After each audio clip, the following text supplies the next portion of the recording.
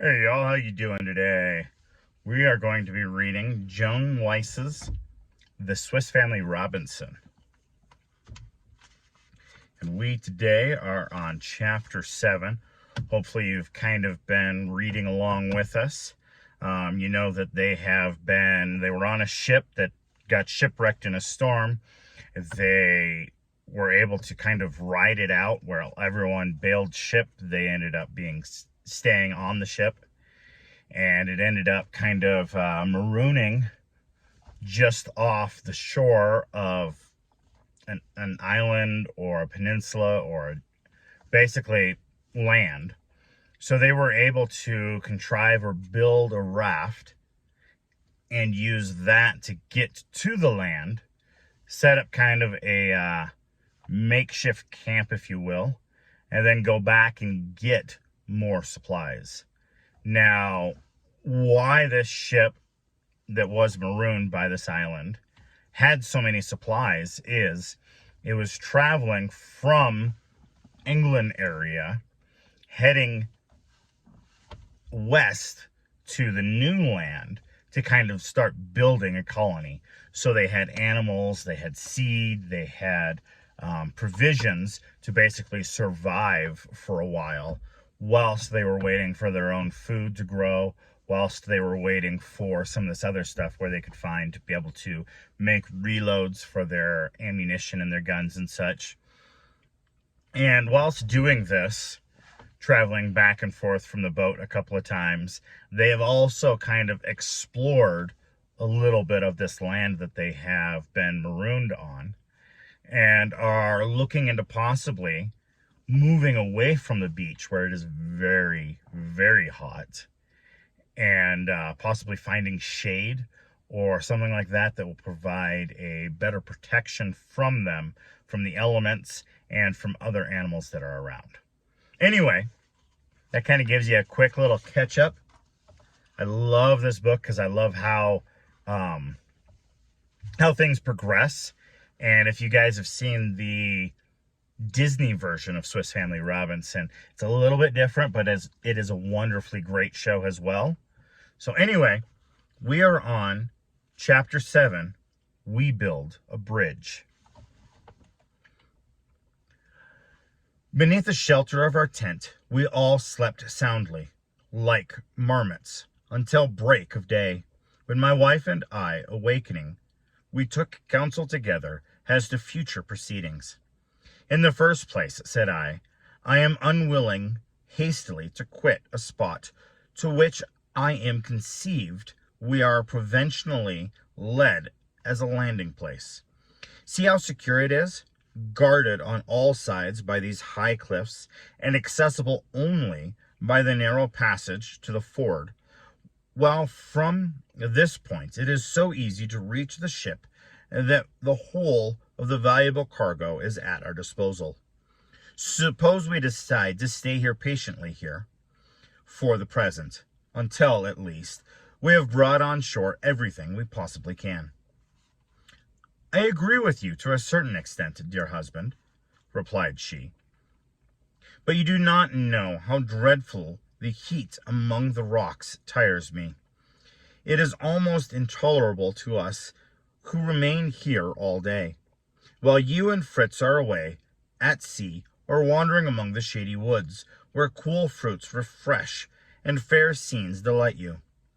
As to the contents of the ship, an immense deal has been cast ashore, and I would much rather give up all the remainder and be spared the painful anxiety it gives me when you even talk of venturing again on the faithless deep. Well, I must admit, there is much right on your side, I continued. Suppose we were to remain to your chosen abode, to make these rocky fastnesses our magazine and place of retreat, in case of danger. I could easily render it more secure by blasting portions of the rock with gunpowder, but a bridge must be constructed in the first place to enable us to cross bag and baggage. Oh, I shall be parched to death before we can leave this place, if a bridge has to be made, cried my wife impatiently. Why not just take our things on our backs and wade across, as we have done already? The cow and donkey could carry a great deal. That they will have to do, in whatever fashion we make the move, said I. But bags and baskets we must have, to put things in, and if you will turn your attention to providing those, I will set about the bridge at once. It will be wanted not once, but continually. The stream will probably swell and be impassable at times, and even as it is, an accident might happen. Well, well, cried my wife, I submit to your opinion. Only pray set it about without delay, for I long to be off. It is an excellent idea to make a strong place among the cliffs here, the gunpowder especially.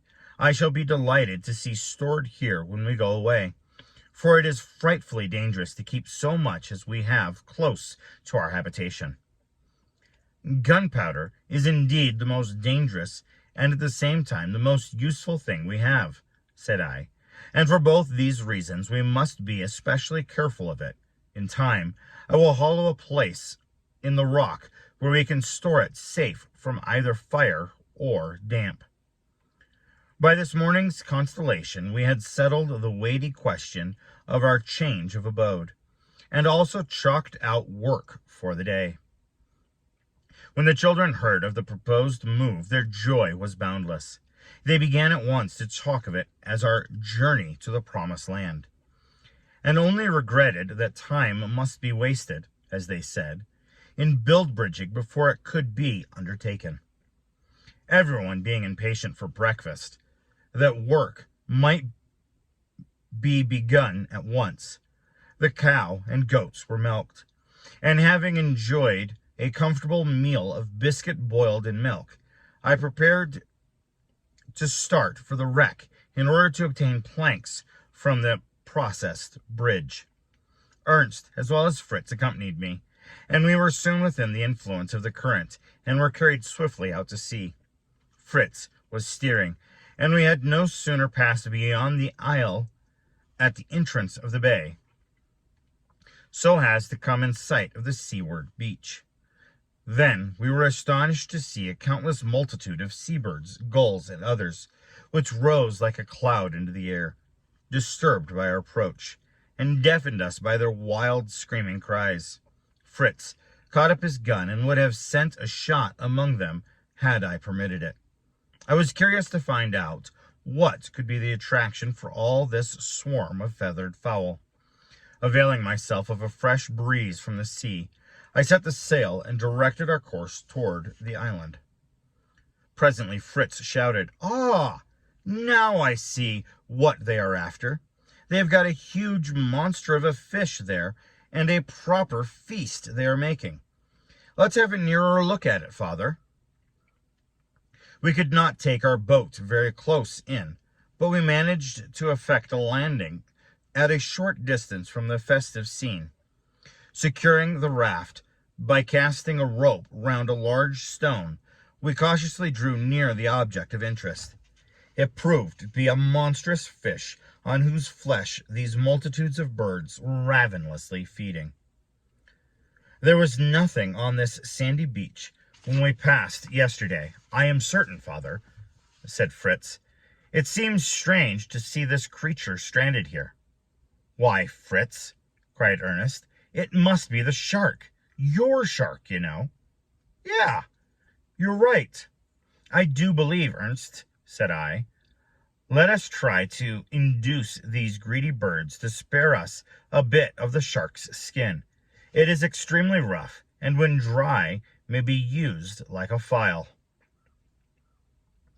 Ernst drew the ramrod from his gun and charged it so manfully into the crowd that, striking right and left, he speedily killed several. While most of the others took to flight, Fritz detached some broad strips of skin with his knife, and we returned to the boat. Perceiving with satisfaction that the shore was strewn within just the sort of boards and planks I wanted, I lost no time in collecting them, and forming a raft to tow after us. We were in short time able to direct our course homeward, without visiting the wreck at all.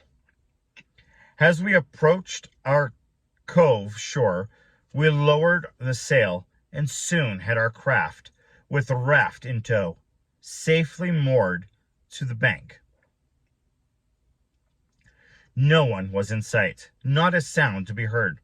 So with united voice we gave a cry, cheery halloo, which after a while was answered in shrill tones, and the mother, with her 2 boys, came running from behind the rocks between us and the stream, each carrying a small bundle and a handkerchief, while little Franz held aloof a landing net. Our return so soon was quite unexpected, and they anxiously inquired the reason, which we soon explained. Then the mysterious bundles were opened, and a great number of fine crawfish displayed, whose efforts to escape by scuttling away in every direction directly they were placed in a heap on the ground caused immense fun and laughter as the boys pursued and brought them back. "Now, father, have we not done well today?" cried Jack. "Did you ever see such splendid crawfish? Oh, there were thousands of them, and I am sure we have got 200 here at least. Just look at their claws." "No doubt you were the discoverer of these fine crabs, eh, Jack?" said I. "No, fancy young Franz being the lucky man," answered he. "He and I went toward the stream while mother was busy, just to look for a good place for the bridge. Franz was picking up pebbles and alabasters, some because they were pretty, some to strike sparks with on the dark, and some, he insisted, were gold. "Jack, Jack," he cried presently, "come to see the crabs on Fritz's jackal." You know we threw it away there, and to be sure it was swarming with these creatures. "Are you sure we have found them, father? Will they be good to eat?" "Very excellent, my boy, and we may be thankful that food from our wants is thus provided day by day." When each party had related the day's adventures, and while the mother was cooking the crawfish, we went to bring our store of planks to land. Even this apparently simple operation required thought, and I had to improvise rope harness for the cow and the donkey, by which we could make them drag each board separately from the water's edge to the margin of the stream. Jack showed me somewhere he thought the bridge should be, and I certainly saw no better place, as the banks were at the point tolerably close to each other, steep, and of about equal height. "How shall we find out if our planks are long enough to reach across?" said I. "A surveyor's table would be useful now." "What do you say to a ball of string, father?" said Ernst. "Tie one end to a stone, throw it across, then draw it back and measure the line." Adopting my son's idea, we speedily ascertained the distance across to be 18 feet. Then, allowing 3 more feet at each side, I calculated 24 feet as the necessary length of the boards. The question as to how the planks were to be laid across was a difficult one. We resolved to discuss it during dinner, to which we were summoned. And my wife, as we sat resting, displayed to me her needlework. With hard labor she had made 2 large canvas bags for the ass to carry. Having no suitable needle, she had been obliged to bore the hole for each stitch with a nail, and gained great praise for her ingenuity and patience. Dinner was quickly dispatched, as we were all eager to continue our engineering work. A scheme had occurred to me for the conveying one end of a plank across the water, and I set about it in this way. There fortunately were 1 or 2 trees close to the stream on either side. I attached a rope pretty near one end of a beam, and slung it loosely to the tree beside it. Then, Fastening a long rope to the other end, I crossed with it by means of broken rocks and stones, and having a pulley and block. I soon arranged the rope on a strong limb of the opposite tree, again returning to the end at our side.